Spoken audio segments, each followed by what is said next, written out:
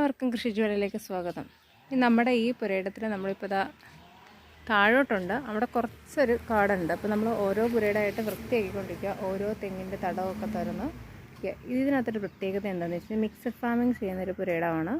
ഇവിടെ നമ്മുടെ വാഴയുണ്ട്, അതിനപ്പുറത്ത് കണ്ടോ പ്ലാവ്, ചെറിയ പ്ലാവും നട്ടിട്ടുണ്ട്.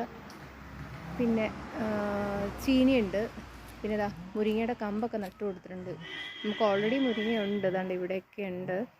അതൊക്കെ നന്നായിട്ട് വേനൽ സമയത്ത് കായ്ക്കും. ഇപ്പം വലിയതിൻ്റെയൊക്കെ വെട്ടിയിട്ട് ചെറിയ ചെറിയ മുരിങ്ങയൊക്കെ നമ്മൾ നട്ടേക്കുക. അതവിടെ പപ്പായയുണ്ട്, പേരയുണ്ട്. ഇത് നമ്മൾ വിലയ്ക്ക് വാങ്ങിച്ച് വെക്കുന്നതല്ല, തനിച്ച് കിളിച്ച് വന്ന പേരയെ നമ്മൾ സംരക്ഷിക്കുക. ഒരു 10-20 എണ്ണം ഉണ്ട് ഈ ഒരു സ്ഥലത്ത്. ഇങ്ങ് താഴോട്ടുണ്ട്, ഇവിടെ ഇപ്പോൾ എല്ലായിടത്തും ഉണ്ട്. പറങ്കിമാവ്, കശുവണ്ടി കിട്ടുന്നേ, അങ്ങനെ പലതായിട്ടുള്ള പല സാധനങ്ങളാണ് നമ്മൾ ഇതിനകത്ത് മിക്സ് ചെയ്ത് കിളിപ്പിച്ച് വയ്ക്കുന്നത്.